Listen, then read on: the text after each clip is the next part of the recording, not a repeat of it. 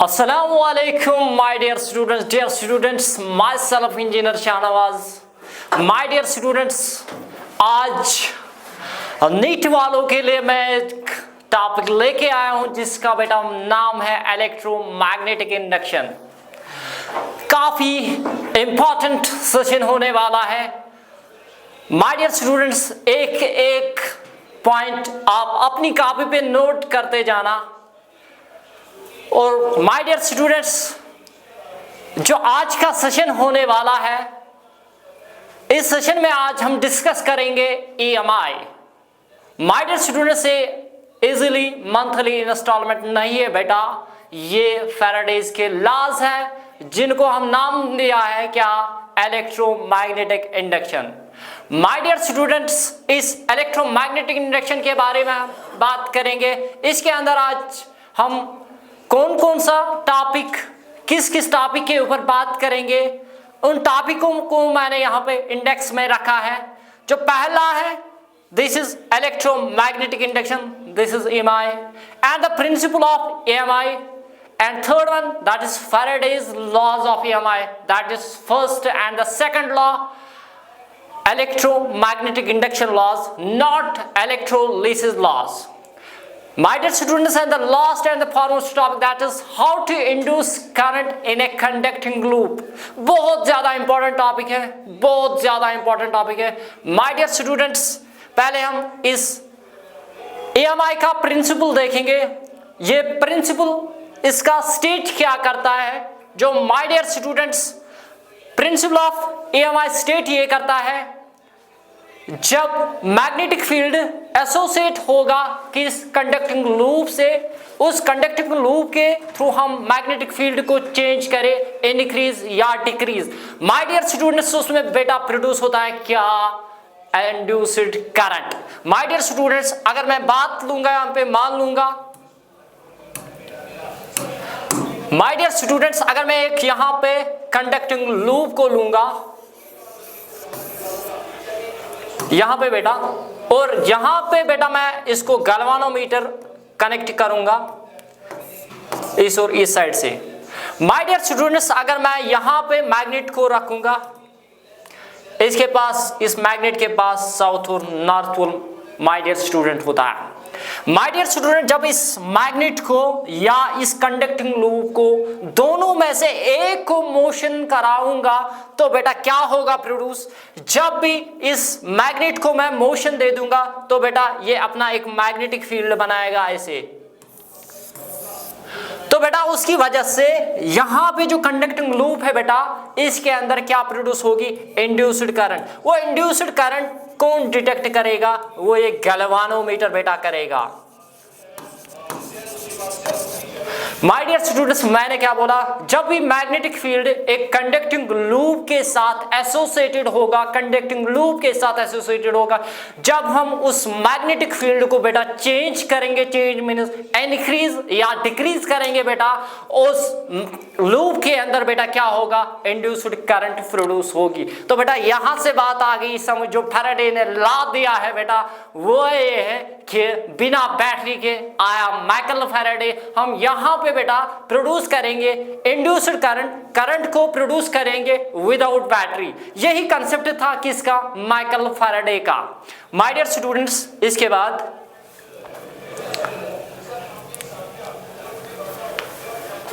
That is EMI, definition of EMI। यहां पे मैंने पहली स्लाइड में बात की आप लोगों के साथ बेटा कि हम प्रोड्यूस करते हैं इलेक्ट्रिसिटी को कहां से, मैग्नेटिज्म से, दिस इज कॉल्ड EMI, और the production of electricity from magnetism is called EMI। बिना बैटरी के आया माइकल फैराडे इंड्यूस्ड करंट को जनरेट करेंगे विदाउट बैटरी। यहां पे हम मैग्नेट का उपयोग करके करंट को प्रोड्यूस कराएंगे। Okay, this was. इसके बाद यहां पे एक किलर विजुअलाइजेशन आप लोगों के लिए मैं लेके आया हूं। माय डियर स्टूडेंट, आप इस किलर विजुअलाइजेशन के ऊपर नजर डालेंगे कि जब हम इस मैग्नेट को इंसर्ट करते हैं इस कंडक्टिंग लूप के अंदर, इस गैल्वानोमीटर के अंदर बेटा क्या होती है, डिफ्लेक्शन होती है। इस सुई को डिफ्लेक्शन होती है बेटा। यहां पे आप देख सकते हो, जब हम इस मैग्नेट को फॉरवर्ड मोशन कराते हैं, इस मैग्नेट को यहां पे लाते हैं इस कंडक्टिंग लूप को, और यहां पे जो सुई होते हैं वो पॉजिटिव टर्मिनल पे आ जाती है। जब हम इस मैग्नेट को बाहर करेंगे तो बेटा ये जो सुई है वो नेगेटिव डायरेक्शन में होती है। तो बेटा यहां पे आपको ये बात समझ में आई होगी कि हम प्रोड्यूस कर सकते हैं इलेक्ट्रिसिटी को कहां से, मैग्नेटिज्म से बेटा, बिना बैटरी के। आया माइकल फैराडे। क्यों बार बार मैं इस बात को दोहरा रहा हूं, क्योंकि आप इस टॉपिक को ना जिंदगी भर याद रखोगे। जो भी फिजिक्स के अंडरस्टैंड या फिजिक्स को पढ़ेगा अच्छे से बेटा, यहां पे आप इस किलर विजुअलाइजेशन को खूब बखूबी से आप इसको देखोगे कि जब हम इस मैग्नेट को इस कंडक्टिंग लूप के अंदर लाते हैं तो यहां पे जो सुई होती है बेटा, इसको क्या होती है, डिफ्लेक्शन होती है। माय डियर स्टूडेंट्स, काफी ज्यादा कंफ्यूजन रहता है स्टूडेंट्स के अंदर कि जो गैल्वानोमीटर होता है बेटा ये कैसे काम करता है। काफी सारे बुक्स यूट्यूब वाले, कहीं पे बहुत सारे लेक्चर्स जो है वो काफी कंफ्यूजन करते हैं क्रिएट स्टूडेंट्स के दिमागों के अंदर कि ये गैल्वानोमीटर जो है बहुत गलत तरीके से उन लोगों ने पढ़ाया है। जो किताब के ऑथर है उन्होंने भी गलत लिखा है कि जहां से बेटा करंट आएगी, करंट फ्लो होती है यहां पे इस वाली डायरेक्शन में। यहां पे बेटा मैं आपको गैल्वानोमीटर का प्रिंसिपल समझाऊंगा, हाउ गैल्वानोमीटर वर्क्स। यहां पे बेटा अगर मेरे पास मैं एक गैल्वानोमीटर यहां पे ड्रा करूंगा, मान लो ये है 0 1 2 and 3, 1 2 3, okay, this is first terminal and this is second terminal. Okay my dear students, अगर यहां से बेटा ये सुई है, इस गैल्वानोमीटर की नीडल है बेटा, यहां से बेटा करंट फ्लो कर रही है, तो ये जो नीडल है ये डिफ्लेक्ट करेगी इस दिशा में बेटा, यहां से घूमेगी, यहां से मुड़ेगी, यहां से बेटा। अगर बेटा यहां से करंट इस कंडक्टर के अंदर फ्लो कर रही है, इस गैल्वानोमीटर के अंदर यहां से इस वाली दिशा में फ्लो कर रही है, तो बेटा ये जो सुई है ये इस वाली दिशा में आएगी, क्योंकि गैल्वानोमीटर का प्रिंसिपल यही है कि जहां से बेटा करंट आती है वहीं से बेटा ये सुई क्या करती है, अपने आप को घुमा लेती है बेटा। याद रखिए बात, बहुत सारे YouTube वाले, किताब वाले लिखते हैं कि अगर करंट इस वाली दिशा में आएगी तो ये डिफ्लेक्शन इस वाली डायरेक्शन में करेगी। नो बेटा, वो गलत बात है। मैं बार बार इस बात को दोहरा रहा हूं आपके सामने कि वो गलत बात है बेटा। हमेशा याद रखिए गैल्वानोमीटर का यही प्रिंसिपल है कि जहां से बेटा करंट आएगी सुई उस तरफ से मुड़ेगी, सुई उस तरफ से मूव करेगी, जो नीडल है उसी वाली दिशा में क्या डिफ्लेक्ट करेगी बेटा। यहां से अगर बेटा यहां पे यहां पे गैल्वानोमीटर हम यूज कर रहे हैं बेटा, वो है बेटा माइक्रो एमीमीटर। गैल्वानोमीटर का और एक नाम है बेटा, डिटेक्ट करता है करंट किसके अंदर, फीबल करंट को डिटेक्ट करता है सर्किट के अंदर, कंडक्टिंग लूप के अंदर। माय डियर स्टूडेंट, जो यहां पे हम गैल्वानोमीटर यूज करते हैं बेटा उसका नाम है माइक्रो एमीमीटर, जो बेटा ये मेजर करता है रेंज का करंट करता है मेजर 10⁻⁻⁶ माइक्रो एम्पियर करंट तक ये मेजर करता है। फीबल करंट को ये बेटा डिटेक्ट करता है। ये प्रिंसिपल किसका था, गैल्वानोमीटर का। My dear students, next slide जो इसकी बात है, माय डियर स्टूडेंट्स, यहां पे first law of EMI, that is Faraday's laws of electromagnetic induction.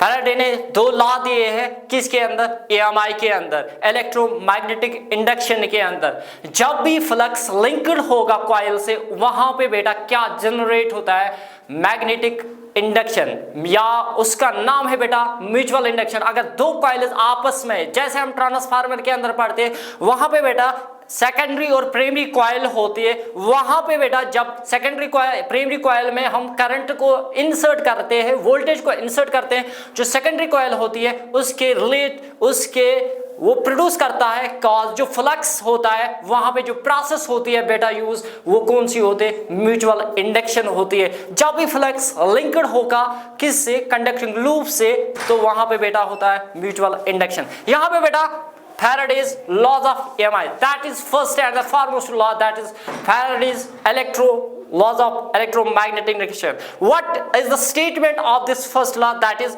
जब भी एक कंडक्टर को प्लेस किया जाता है किसके अंदर? Varying magnetic field. एक होता है बेटा वैरिंग मैग्नेटिक फील्ड, और बेटा और एक होता है क्या? Uniform magnetic field. My dear students, काफी ज्यादा कंफ्यूजन रहता है स्टूडेंट्स के दिमागों के अंदर कि what is wiring magnetic field and what is uniform magnetic field. My dear students, अगर आप यहां पे देखोगे इस डायग्राम को पूरी तरह से बेटा देखोगे कि अगर यहां पे आप देखोगे, यहां पे जो लगेगा आपको कि मैग्नेटिक फील्ड, यहां से ये मैग्नेटिक फील्ड मैंने बनाया है uniform magnetic field. Uniform magnetic field यहां से आपको पता चलती है कि न ये वाइड है न ये डेंस है, तो ये क्या है? दिस इज कॉल्ड क्या? Uniform magnetic field. Uniform magnetic field को आप ऐसे याद रख सकते हो कि यूनिफॉर्म मैग्नेटिक फील्ड वो मैग्नेटिक फील्ड होता है बेटा, ना वाइड होता है ना डेंस होता है। Okay, wiring magnetic field so काफी कहीं पे वाइड होगा, कहीं पे डेंस होगा, और कांस्टेंट रेट से वो फ्लो नहीं करेगा। That is called wiring magnetic field. Faraday's first law state क्या करता है कि जब भी कंडक्टर को प्लेस किया जाता है किसके अंदर? वायरिंग मैग्नेटिक फील्ड के अंदर। जब हम मैग्नेट को मोशन देंगे तो कंडक्टिंग लूप जो हमने प्लेस किया है मैग्नेट के पास, वहां पे क्या प्रोड्यूस होता है? उसमें इंड्यूस्ड करंट। वो कौन करता है? जनरल वहां पे डिटेक्ट, वहां पे हमने उस कंडक्टिंग लूप को कनेक्ट किया होता है किसके साथ? माइक्रो एमीमीटर के साथ। ये फर्स्ट लॉ है। जब भी वायरिंग ये पी कंडक्टिंग लूप या कंडक्टर को प्लेस किया जाता है किसके अंदर? मैग्नेटिक फील्ड के अंदर। कौन सा मैग्नेटिक फील्ड? यूनिफॉर्म नहीं बेटा, वायरिंग मैग्नेटिक फील्ड। वहां पे क्या जनरेट होता है? इलेक्ट्रोमैग्नेटिक फोर्स जो प्रोड्यूस होता है वहां पे। ठीक है बेटा, वहां पे क्या प्रोड्यूस होती है? करंट प्रोड्यूस होते हैं।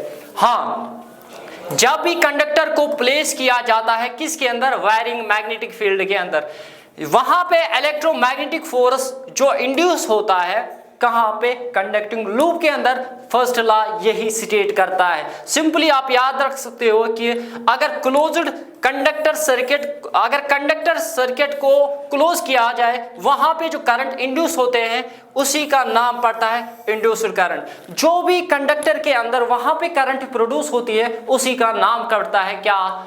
Induced current. बिना बैटरी के आया माइकल फैराडे प्रोड्यूस करता है करंट वहां पे। यही बात है इस फर्स्ट लॉ का।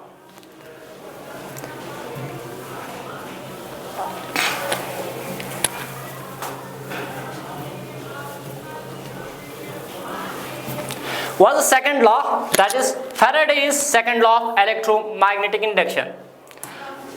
इसका बेटा हम स्टेटमेंट देखेंगे कि इंड्यूस्ड ईएमएफ जो कॉइल में होता है वो इक्वल किसके बराबर होता है? Rate of change of flux. That is जो ईएमएफ प्रोड्यूस होता है that is EMF electromagnetic induction is equal to D phi by D T, rate of change of flux. Rate of change of flux. जब हम conducting loop को यहां से magnet को movement कराएंगे, इस कंडक्टिंग लूप के अंदर जो मैग्नेटिक फील्ड होगा प्रोड्यूस, असल में यहां पे फ्लक्स लिंक्ड होता है इस कंडक्टिंग लूप के साथ, वही बेटा कहलाता है। वहां पे जो करंट प्रोड्यूस होती है that is induced current.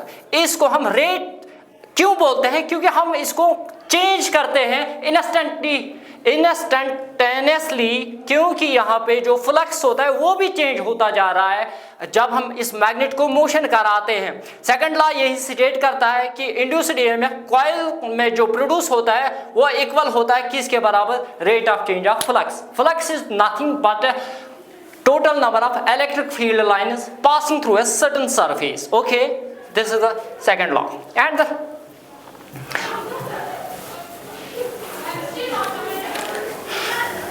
what is Faraday's second law? That is, मैंने पहले ही बोला कि rate of change of flux, that is वहां पे प्रोड्यूस होता है क्या,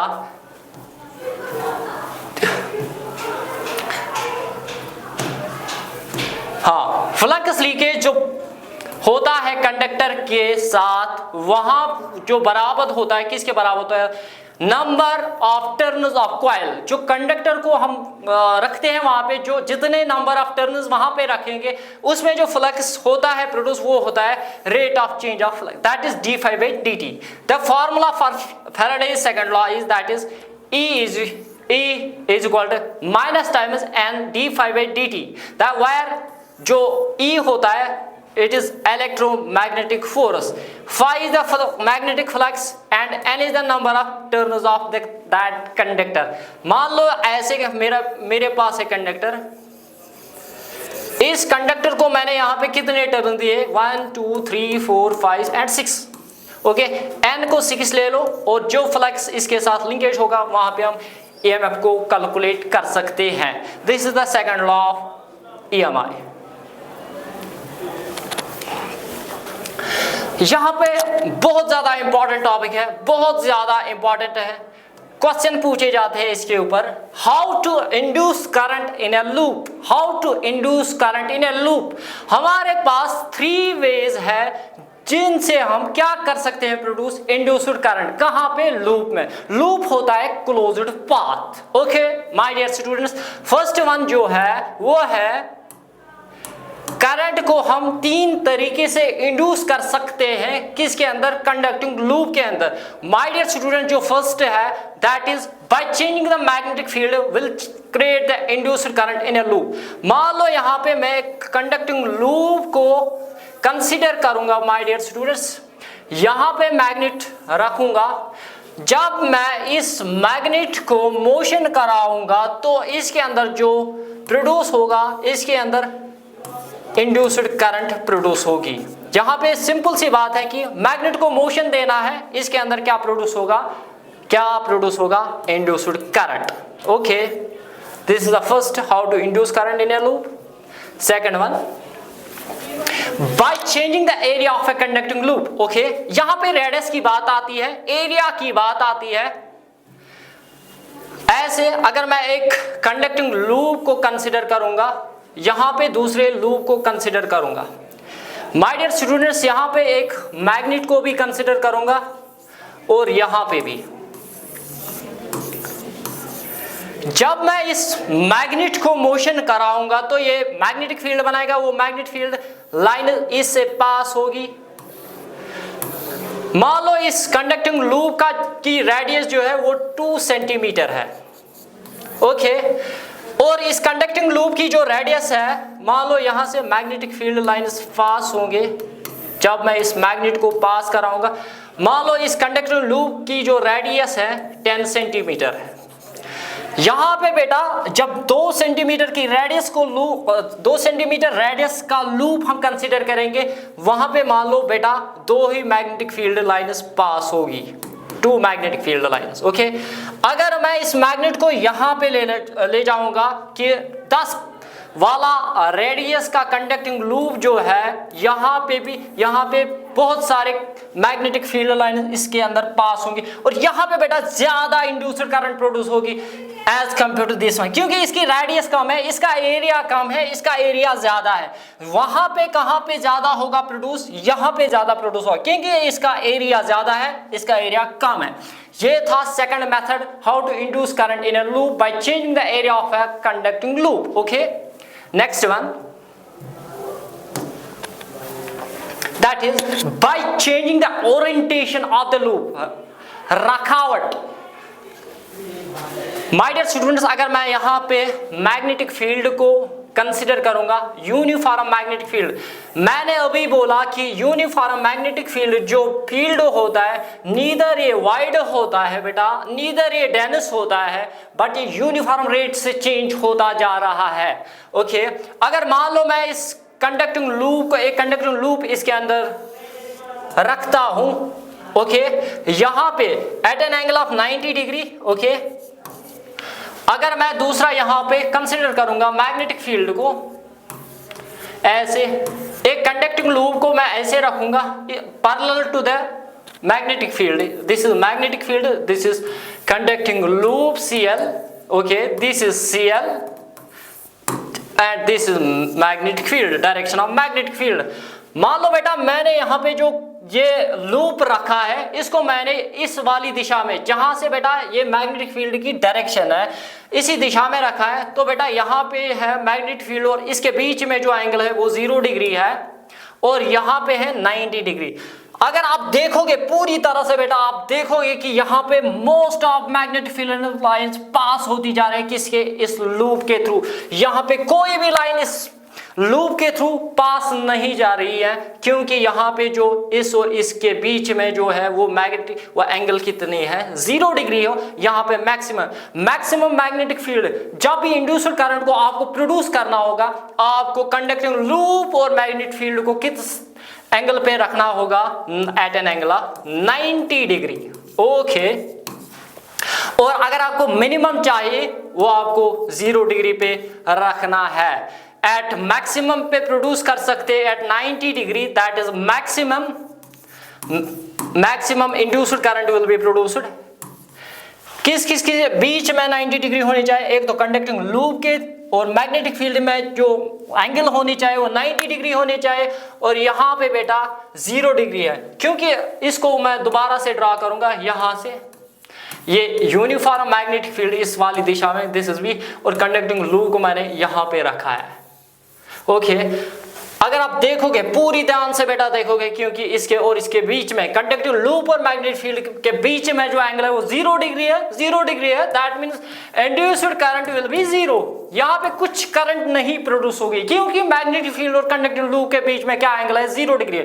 एट मैक्सिमम पे हम इंड्यूस्ड करंट को क्या कर सकते हैं, प्रोड्यूस कर सकते हैं, that is angle of 90 degree, okay. Let's move to the another slide and thank you, have a nice day, keep sharing and subscribing my page and YouTube channel AR Physics by Shahnawaz.